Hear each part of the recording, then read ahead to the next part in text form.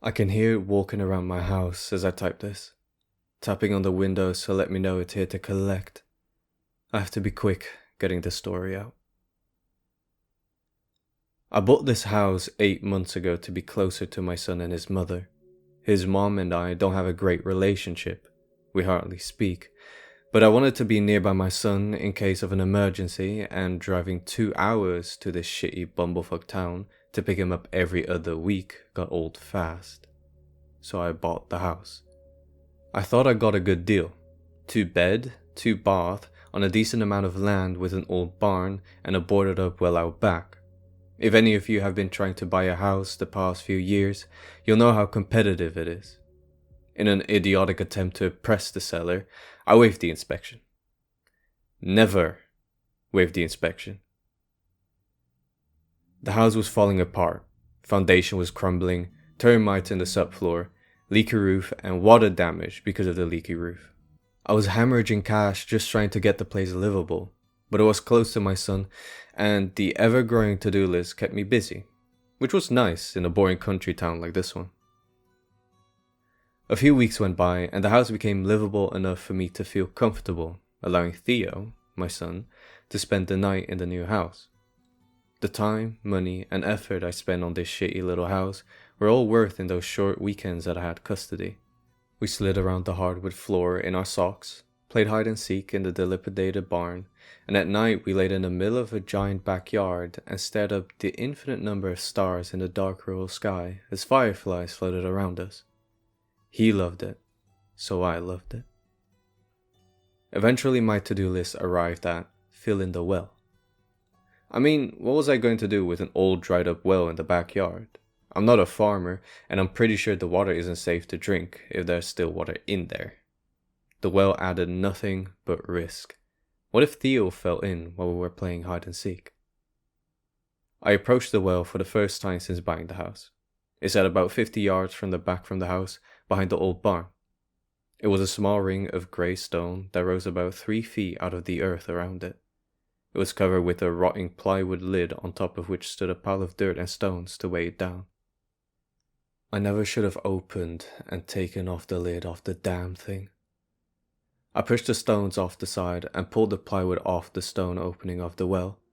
I peered over the side and immediately felt a jolt of cold lightning shoot through my body as I saw a shadowy face staring back at me from the bottom.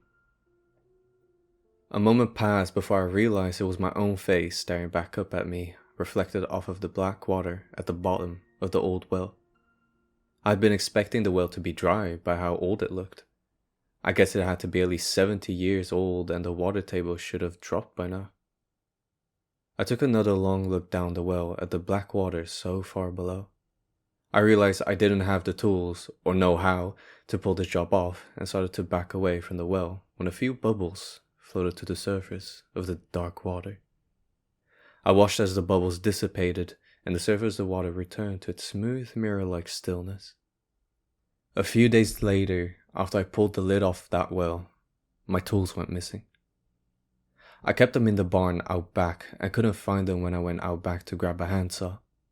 I chalked that one up to me being a bit too trusting of my new country neighbors. I figured crime wasn't just a city issue after all. I spent what little money I had on some new tools and a padlock for the barn. A few weeks later, the padlock was missing along with my new tools. This time, however, I called the police, who couldn't do much to help me other than file a report. I couldn't afford new tools. I was barely keeping my head above water with house payments, and I spent most of my savings on home improvement. That's what I get for buying a house when interest rates are through the roof, I guess. The next thing to go missing was my son's bike. We usually left it propped up on the side of the house, but one morning I woke up and it was gone. This really pissed me off. For the next few nights I stayed up late, peeking out of windows with my phone in hand, ready to call the police. I saw it for the first time a little after 3 a.m. I heard footsteps in my backyard and I crept towards the rear of the house and looked out of the window. I saw the black outline of a man obscured by shadow as he slipped into my now unlocked barn. A moment later, I saw him re-emerge from the barn dragging the only two tools I had left in there, my shovel and a sledgehammer. I picked up the phone to call 911 when the man did something strange. He walked over to the well and tossed the shovel down the well shaft. I put down the phone and watched the man curiously as he heaved the sledgehammer up over his shoulder, then tossed it down the shaft as well. I stood there watching the man, furious. Getting stolen from is one thing, but for someone to take your things only to destroy them, that was frustrating. Especially since I didn't know anyone in the area. Who would do that to me? I got a hold of my anger and started to dial when I saw the man sit himself on the stone lip of the well. Then without warning or hesitation fall backwards into the well shaft. Instinctively, I rushed to help the man, grabbing a flashlight on my way out of the house. I reached the well and called out to the man before shining a beam of light down the deep abyss, only to see the light reflected off of smooth, black water. I phoned the police, who arrived 50 minutes later. I told them the story, and within an hour they had jerry-rigged a ramshackle pulley system and were lowering someone from the rescue team down into the well. I'll spare you the details, but they found nothing. No shovel, no sledgehammer, and no body. In addition to that, I got slapped with a hefty fine for abusing emergency services. But I know what I saw. Thank God Theo wasn't staying with me that night. Things kept going missing. I wasn't sleeping. I stay awake for days at a time watching my property, only to eventually doze off. I wake up the next morning with my garden hose and wind chimes missing. One morning I woke up to find 2 tires had gone missing off of my truck. I lost my job the morning of that truck incident. My performance had been slipping, and me not showing up to work that day was a final nail in the coffin. As if I wasn't stressed out enough. The one thing that kept me sane was Theo. I craved the weekends when he stayed with me, but I was even failing in that category. I was too stressed to laugh at his jokes and too tired to play games. Once while playing hide and seek, he told me to sit on the couch and count to 100 before going looking for him. I fell asleep before I got to 30. That one ruined the entire weekend. I felt like such a shit dad. I was burning through what little savings I had and decided I needed to sell the house. Too bad no one wants an overpriced fixer-upper in this market, especially not in this town. I was trapped. I felt like I was suffocating under the weight of my own life. I tried to live simply. I had a good job. I didn't lavish my son with the gifts he deserved, and still, I felt like I was getting priced out of just existing. I made up my mind. No more worrying about the well man. I go to sleep early, send out a constant stream of resumes from 8 a.m. until 5 p.m., and I would make an effort to make Theo's weekends at my house as much as fun as possible for him. I was going to reinvent myself, turn a tragedy into an opportunity, take control of my life. I woke up that night to a loud boom. I slowly rose from the bed, thinking Theo had just knocked the chair over trying to get to the cookies on top of the fridge, like he had so many times in the past. I sat there at the foot of my bed and took a moment to fully wake up so I could coherently parent. It had been a while since I had gotten a full night of sleep. I was exhausted. I looked at the clock and saw a big red 3:16 a.m. shining back at me. I walked out of my bedroom and was confronted by a scene that turned my blood cold. The front door had been kicked in. Splinters of wood were strewn across the living room, and I saw through the open door large wet footprints that led up the porch, into the house, and down the hallway into Theo's room. Quickly, but silently, I grabbed a kitchen knife and tracked the footprints to Theo's room and pushed the door open. Theo was laying in bed, still asleep but without covers. His blanket was missing, along with some of the stuffed animals he usually cuddles with. I quickly retraced the footsteps back outside just in time to see the black silhouette of a man toss an armful of blankets down into the well before jumping in after them. I went back into the house, barricaded the door, put another blanket on my son, and waited for the sun to rise. When Theo's mom came to pick him up the next day, I told her that Theo wouldn't be able to stay with me for a few months. I would be traveling for work, then the house would be getting an extensive remodel, and it wouldn't be safe for him to be here with all the power tools, exposed wires, and nails. She was more than happy to take him away from me, and didn't ask any questions. Like I said, we don't have a good relationship. Saying goodbye to Theo was tough, but he didn't understand what was happening. He just asked if we could camp in the barn when he came back, and I agreed. My plans to reinvent myself were put on an indefinite hold. I was back to obsessing over the well man, and how could I not? He just broke into my home and took the covers off of my sleeping child. Playtime was over. As soon as Theo and his mom pulled out of the driveway, I marched over to the well and covered it with the plywood lid that had previously capped it. I spent 2 full hours searching for large rocks to weight the lid down with. The lid bowed under a mountain of rocks by the time I was done. With that taken care of, I went to work fixing my front door. I couldn't afford a repairman or any materials, but I managed to get it fixed up well enough to have it be able to lock again. Not that it really helped that much. Exhausted, I fell asleep early that night. A week passed without incident. I started a job search, but I was still short on funds, so I started selling off some possessions to help pay the mortgage. My collection of silver dollars was enough to pay the mortgage for a month, but bills are stacking up. Internet, electricity, gas, trash, water. I sold some kitchen appliances and my Xbox to help pay for those. I walked into town and started passing out my resumes at restaurants and local hardware stores in an attempt to secure some sort of income, no matter how meager. I finally landed a gig at a honey-baked ham shop in the back preparing food.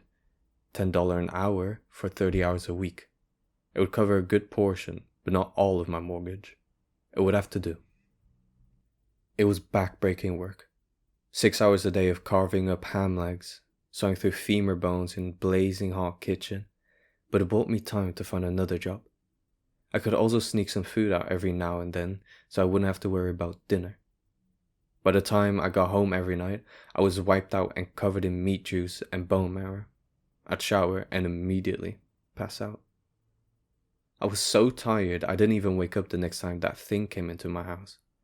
I woke up in the morning to again find my front door kicked in and the same watery footsteps charting a path from the front porch and into my living room. And this time, it took my television. I walked out into the backyard and found the lid I had placed on the well had been pushed over. I flew into a rage. What was this thing? Was I going crazy? This had to stop. I couldn't just wait for this thing to clean me out. I walked back into town and went to a hardware store where I had just tried to get a job a few days before. I bought a sledgehammer on credit and dragged it all the way back to my house where I took to dismantling the well. I hammered the side of that well with the sledgehammer for nearly 30 minutes before I realized I wasn't making any progress. No matter how hard I hit it, that small circle of stones stayed intact. I couldn't even find a place where I had chipped one of the stones. Defeated, I dropped the sledgehammer on the ground where I stood and went to go get ready for work. The sledgehammer was gone when I woke up the next day. I started getting paranoid again. I felt like a rat in a maze, or more accurately, like Theseus in King Minos' labyrinth. Lost, afraid, and knowing that trapped in here with me is a monster that I'll have to battle in order to survive. I kept grinding at work, and I kept selling off more possessions to survive. Golf clubs, microwave, extra linens, love seat, my now empty TV stand were all sold to help cover the bills. It wasn't long before the house was nearly empty. I still had a refrigerator, a simple wooden chair, and a few pots and pans. My bedroom consisted wholly of a mattress on the ground with my clean clothes stacked neatly in one corner of the room and my dirty clothes thrown in a pile in another corner. If I didn't get an offer on the house or a better job soon, I'd run out of cash within 2 months. Things were starting to look desperate. One night as I lay in bed thinking about how badly I fucked my life up, I heard it. Heavy footsteps paced around the outside of my house, accompanied by a low groaning that was just barely audible. I sat up in bed and strained my ears to listen. The footsteps circled my small house once, then heard two heavy footfalls on the front porch. It was here. I left my bedroom and stood in the foyer, frying pan in hand, ready to launch an attack at the thing that had ruined my life as soon as it walked in. The wet footfalls continued up the porch and stopped at the front door, which now, due to the extensive damage, was not able to lock. I stood in silence and held my breath, having no clue what to expect to see walk through my front door in a matter of seconds. I had seen it before. It had the shape of a man, but I could never see more than its silhouette, and I knew whatever what was about to walk in my home was no man. I raised the frying pan above my head in anticipation. The door creaked as it slowly swung open. Standing in my door was a man. It was still silhouetted against the porch light, but it was the best view of him I had seen so far. He was dripping wet and caked with mud. His ghost white skin was swollen and was dotted with large black patches of decomposition. His clothes had deteriorated to rags. His lips and the tips of his fingers were blue, as if he was hypothermic. He stared at me with dead milky eyes. I froze. My plan of attack evaporated before it had even started. I was expecting to see something mystical, otherworldly, impossible, but expecting to see something and actually seeing something are two totally different things. You never know how you might react when a dead man walks into your foyer. The dead man took a wet, squishy step into my home. Then another. It was then I finally managed to break free from my stupor and rushed at the dead man with the frying pan. I swung down on the man's head, intending to cave it in. A wet, clammy hand rushed to meet mine, and he caught me by the wrist. The man's other hand grabbed me by the throat and lifted me off of my feet. And that's all I remember. I woke up the next morning with a blinding headache on the floor of the foyer. The door was still wide open. My house was empty. It took everything it could find. No mattress, chair, fridge, clothes, nothing. Even the shower curtain was missing. All I have left is a phone I'm writing this on. I don't even have the charger. And that was 3 days ago. Do you know why we throw coins into wishing wells? Ask anyone and you'll get a different answer. Sometimes they'll tell you it's because fairies live there. Sometimes it's a show of respect for the value of the life-giving resource of water. But I know the real reason. It's an offering, tribute. A payment to keep whatever is down there from crawling back up and taking it from you. I realize this now. Pity it's too late for me to do anything about it. I have nothing left to keep the beast at bay. It's inside my house now. I can see its shadow under the crack of my bedroom door. With any luck, it will just take my phone. But I have a feeling it wants more. It's already taken everything from me. If any of you read this, send a couple prayers up for Thea. I'm sorry we won't get to camp in the barn. A funny thought just came to me. I have life insurance. I'm technically worth more dead than alive.